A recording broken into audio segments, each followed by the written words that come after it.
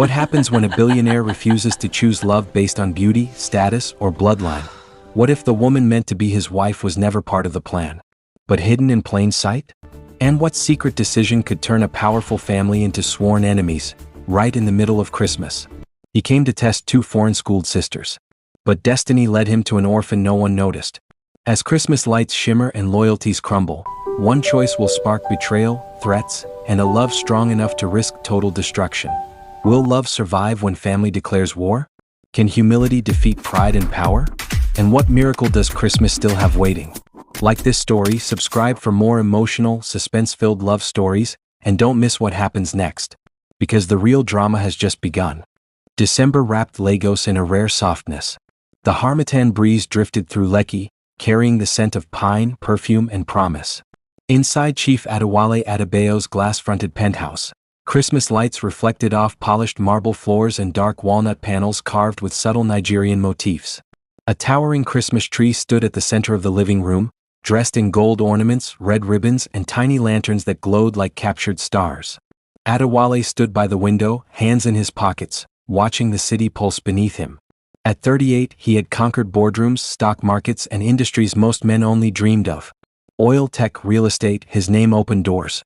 Yet that evening, the call he had just received weighed heavier than any billion-naira deal. You must choose Adewale. Chief Raymond Okri's voice echoed in his mind.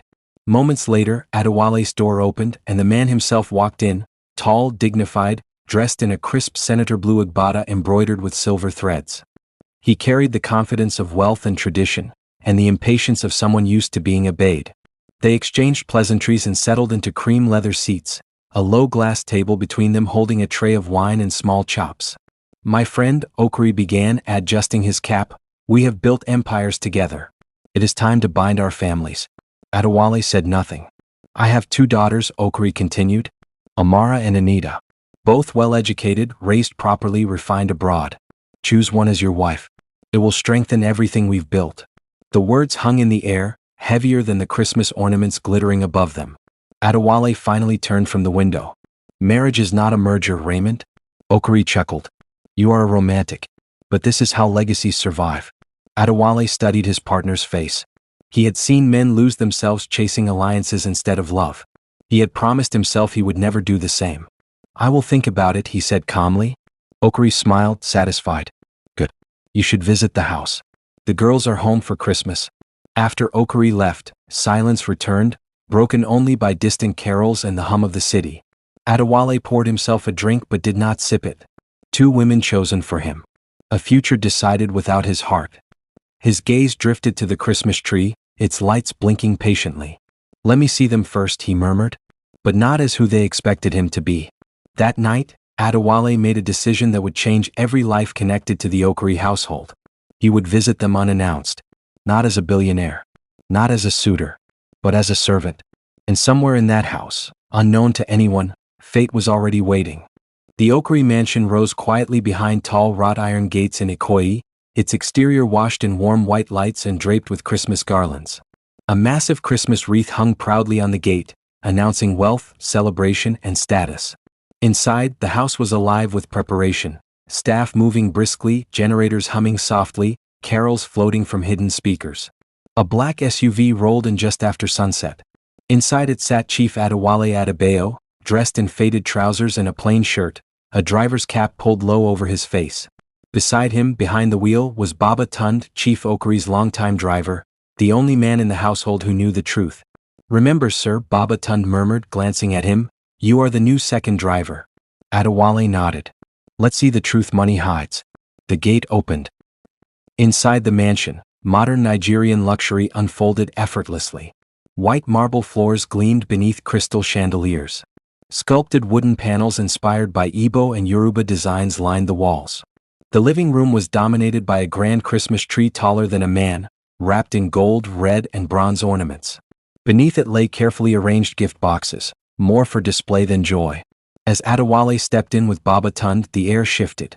Amara Okri descended the staircase first. Tall, flawless, and impeccably dressed in a silk jumpsuit, she held her phone like a crown. Without looking up, she snapped, "Driver, why are my boxes still outside?" Adewale bent slightly. "I just arrived, madam." She finally glanced at him, her nose wrinkling. Well, hurry.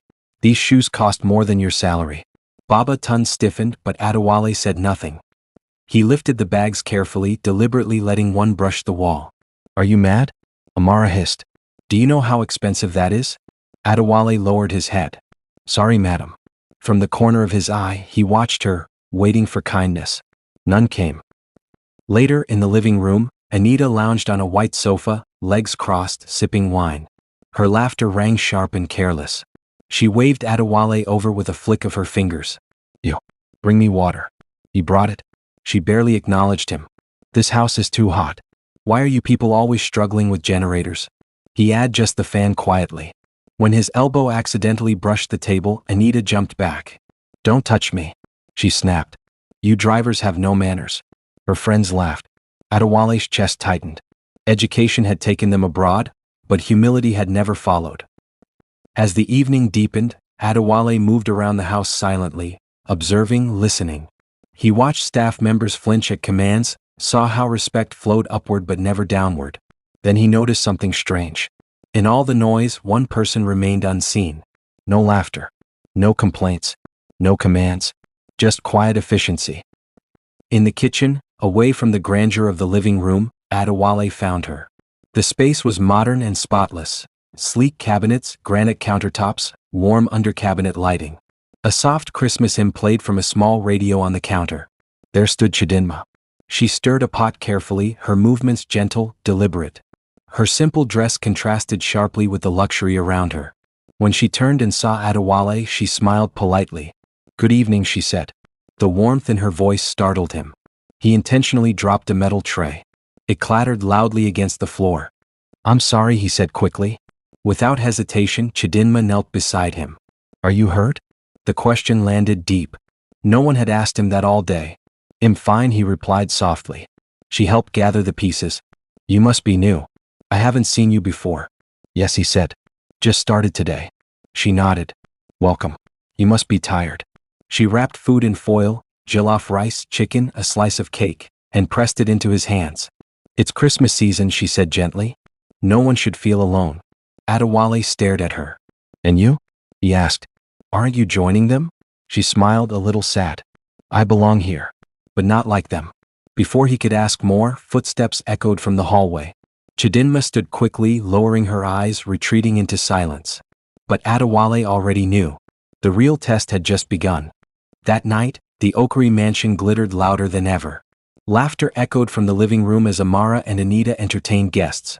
Old school friends home for Christmas, voices thick with foreign accents and careless confidence. Wine flowed freely.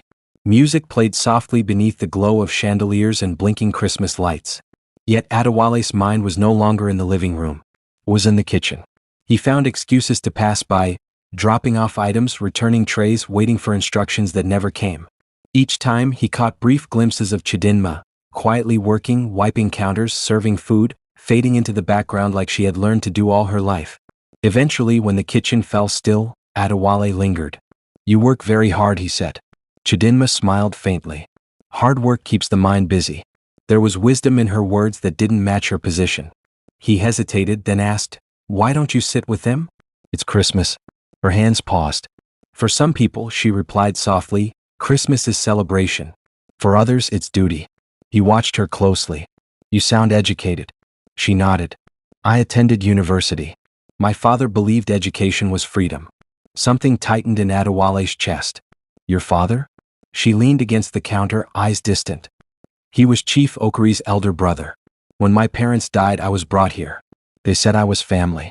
She smiled again, but this time it didn't reach her eyes. But family doesn't always mean belonging, she added. The words hit him harder than any insult he had heard all evening. Just then, Madame Okari's sharp voice sliced through the air. Chidinma, where is the dessert? I'm coming, ma, Chidinma replied instantly, straightening up. As she walked past Adewale, her shoulders stiffened, not from fear but from long practice. Later that night, Adewale overheard Amara complaining. Honestly, Daddy wants us to marry some billionaire and this house still smells like kitchen work, she scoffed. Anita laughed. And that orphan, what's her name again? Chitty something, she should be grateful we keep her. Adewale's jaw tightened. He looked at the Christmas tree, its lights blinking calmly, indifferently, then at the sisters wrapped in silk and entitlement. The contrast was undeniable. When it was time to leave, Adewale handed Baba Tund his cap. "Thank you," he said quietly. As they drove out of the gate, Adewale glanced back at the glowing mansion. The choice was already clear. But he knew what choosing Chidinma would mean. By morning the mask would come off. By nightfall the house would shake. And by Christmas Eve, a decision would be made that no amount of wealth could reverse. Love had revealed itself. And it wore no crown. Morning arrived with the pale glow of harmattan light filtering through sheer curtains.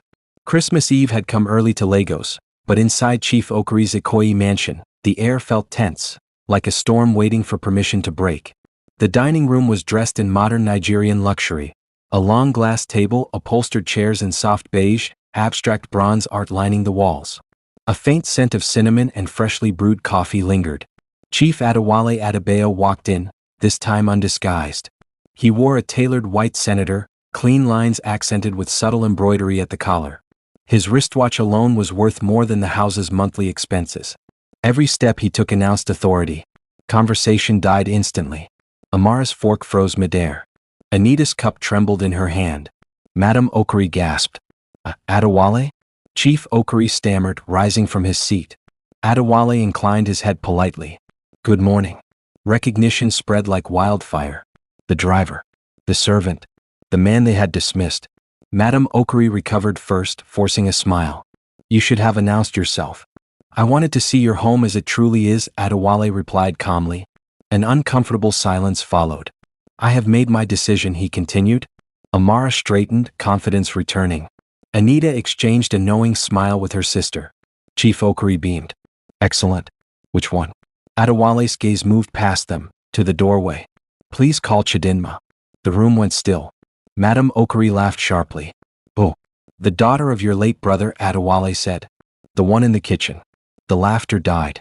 Chidinma appeared moments later, hands trembling, eyes lowered. She froze when she saw Adewale, not as a driver, but as the man whose name ruled newspapers and boardrooms. "Sir?" she whispered. Adewale turned to her gently. "Chidinma, I came here to choose a wife." "I choose you."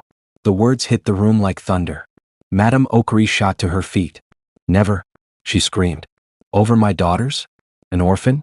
A servant?" Amara's face burned with humiliation. Anita laughed bitterly. "This is a joke," she said. But Adewale did not blink. "She is educated, kind, and humble," he said. "Your daughters failed the test." She passed without knowing there was one. Chief Okori sank back into his chair. "Adewale, think carefully." "I have," Adewale replied. Madame Okori's voice dropped, venomous. "If you do this, I will destroy you. I will cut all ties. Our family, our influence, you will lose everything." Adewale stepped forward, his voice calm but unshakable. "I built everything I have without threats or favors," he said. "I will not trade my future for fear." Tears slid down Chidinma's cheeks. "I didn't ask for this," she whispered. Adewale took her hand. "I know. That's why I choose you." The Christmas lights blinked above them, silent witnesses. And in that moment, tradition cracked. The war had begun. The news spread before nightfall. By the time Christmas Eve candles were being lit across Lagos, society pages were already buzzing with whispers. Then headlines. Billionaire defies tradition. Rejects heiresses, chooses orphan. Phones rang endlessly in Adewale's penthouse. Partners called. Elders summoned meetings. Friends warned him to reconsider before it was too late. Inside the Okori mansion, however, the storm was louder. Madame Okori sat rigid in the living room, her face cold, her eyes blazing. The modern decor, cream sofas, gold-trimmed tables, blinking Christmas lights, felt like an insult to her fury. "You will leave this house tonight," she told Chidinma sharply. "You have embarrassed me enough." Chidinma stood silently, hands clasped, her heart pounding. She had lived her whole life learning how to disappear. But now the world had found her, and it burned. Before she could speak, Adewale stepped forward. "She goes nowhere," he said firmly. "She leaves with me." Madame Okori laughed, a sound empty of joy. "Then consider yourself finished, Adewale. I will call every board, every minister, every family elder. I will make sure no door opens for you again." Adewale met her gaze without flinching. "Do what you must." Chief Okori finally spoke, his voice heavy. "You are choosing war over peace." "No," Adewale replied. I am choosing truth over comfort. That night, as fireworks cracked faintly in the distance, Chidinma packed her belongings. There wasn't much. A few dresses, old books, a framed photograph of her parents, Chief Okuri's elder brother and his wife, smiling with hope that never lived long enough. She paused in the doorway of the room she had slept in for years, touching the wall softly. This is all I've known, she whispered. Adewale stood beside her. Then let me show you more. Tears streamed freely now. They will hate me. They already do, he said gently. But they cannot break us unless we allow it. For the first time in her life, Chidinma nodded, not in submission but in resolve. Their wedding was fixed quickly. No grand guest list. No political alliances. Just meaning. On Christmas Eve, beneath soft golden lights, they stood together in a tastefully designed hall. White walls, subtle Nigerian patterns, candles reflecting warmth and renewal. A small choir sang Silent Night in gentle harmony. Chidinma wore a simple white gown, her beauty unadorned, her smile uncertain but real. As Adewale slid the ring onto her finger, murmurs rippled through the room. This won't last, some whispered. She will ruin him, others said. But when Adewale looked at his bride, he saw peace. And when Chidinma looked at her husband, she saw safety. Outside, as midnight bells rang and Christmas officially arrived, Adewale and Chidinma stepped into their future, hand in hand. Behind them lay rejection, threats, and burning bridges. Ahead of them lay love tested by fire. And neither of them intended to turn back. Christmas morning broke gently over Lagos, wrapped in pale sunlight and cool harmattan air. The city stirred slowly as if giving the season space to breathe. Inside Adewale's Lekki estate, new, expansive, and styled in refined modern Nigerian elegance, the scent of pine, fresh flowers, and brewed coffee filled the air. Glass walls reflected soft gold Christmas lights. Neutral-toned furniture blended with carved wooden accents inspired by Igbo artistry. A grand Christmas tree stood tall in the living room, its ornaments understated yet radiant. Nothing loud, nothing forced. Just peace. Chidinma woke up slowly, disoriented. For a moment she forgot where she was. Then she remembered. Married. She turned and saw Adewale beside her, already awake, watching her with a quiet smile. Merry Christmas, Mrs. Adebayo, he said softly. Her eyes filled instantly. Merry Christmas, my husband. No one had ever said those words to her before. Downstairs, staff moved respectfully, not with fear but with warmth. Breakfast was set on a long dining table, modern design softened by tradition. There was freshly baked bread, fruits, tea, coffee, and a bowl of steaming jollof rice. Chidinma hesitated before sitting. Adewale noticed. He pulled out a chair for her. You belong here, he said gently. She swallowed and sat. For the first time in her life, she ate without rushing, without waiting to be called, without wondering if she was taking up too much space. But peace, as Adewale knew, never came without resistance. Before noon, his phone buzzed endlessly. Accounts temporarily frozen. Meetings postponed. Invitations withdrawn. Madame Okuri was keeping her promise. Chidinma watched his face tighten slightly as he ended one call after another. I'm sorry, she whispered. This is my fault. Adewale took her hands firmly. No. This is the cost of choosing right. He made a single call. By evening, the tide began to turn. A foreign investor reaffirmed a partnership. A government contract was restored. An elder publicly praised Adewale's courage. What was meant to break him began to lift him. As night fell, the gate buzzer rang. The guards hesitated before announcing it. Sir. Madame Okuri is here. Silence filled the living room. Chidinma's heart raced. Adewale stood. Let her in. Madame Okuri walked in slowly, no makeup, no jewelry, no authority left in her posture. The woman who once ruled rooms now stood uncertain beneath Christmas lights. Her eyes moved around the house, its peace, its warmth, its order. Then she looked at Chidinma. Tears slipped down her face. I thought I could destroy you, she said hoarsely. But God defended you. Chidinma stood frozen. Adewale said nothing. After a long moment, Chidinma stepped forward. Merry Christmas, Ma, she said gently. You are welcome. Madame Okuri broke down completely. That night, as carols played softly and the city slept, something healed. Because sometimes Christmas does not come with gifts under a tree. It comes with forgiveness. And love, chosen bravely, always finds its reward. Just when peace seems restored. Just when love appears victorious. A shadow from the past begins to stir. Was Madame Okuri's surrender truly the end? Or only the beginning of a deeper plot? As secrets surrounding Chidinma's late father resurface, and a powerful enemy emerges from within the family, Adewale's empire faces a threat money cannot silence. Will forgiveness cost them everything? Can a love born in rejection survive betrayal? And what truth from the past is waiting to explode after Christmas? Like this story, subscribe for more emotionally charged, suspense-filled love stories, and stay tuned for the next part of the story, because the greatest test of their love is still ahead.